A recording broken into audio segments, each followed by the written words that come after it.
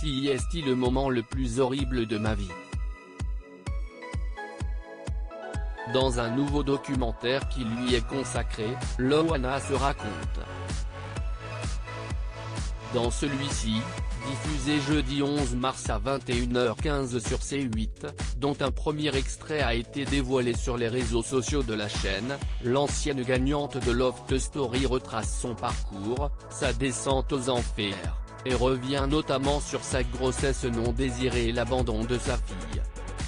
Quand elle a appris sa grossesse, au bout de 4 mois et demi, elle a d'abord pensé à avorter.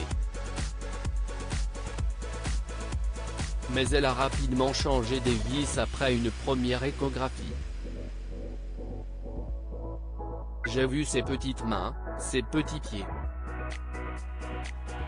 Je me suis dit que c'était impossible d'abandonner ce petit être qui était dans mon ventre, se souvient-elle avec beaucoup d'émotion.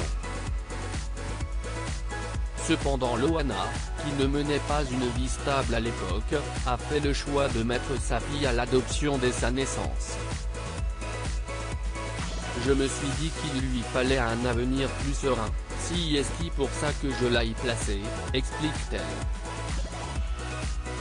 Après plusieurs jours de réflexion, elle a finalement fait les démarches nécessaires avant le délai de rétractation de 2 mois et a demandé à la juge que la petite fille soit placée en pouponnière. Plus personne ne pouvait l'adopter, il n'y avait plus que moi qui pouvais la récupérer car je ne voulais pas que quelqu'un lui fasse du mal. Loana ne pouvait pas élever sa fille malgré l'envie d'élever son enfant, Loana a finalement décidé de le mettre à la Didas après la pouponnière. Et elle se souvient, des années plus tard, de ce moment, minute par minute. J'ai dû laisser ma fille parce que je n'avais pas les moyens de l'élever. Ma mère était partie et mon père n'aurait pas pu m'aider.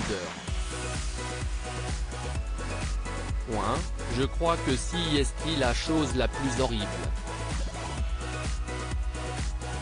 Quand on me l'a arrachée des mains, elle pleurait. Ces cris, ils m'ont hanté. Matin, midi, soir, tout le temps. Dès que je fermais les yeux, je l'entendais pleurer, se souvient-elle. Mindy, dont l'identité a été révélée quelques mois après la victoire de sa mère à Love Story, est à son tour devenue maman. Elle n'est pas en contact avec Loana, qui a récemment fait une overdose de médicaments.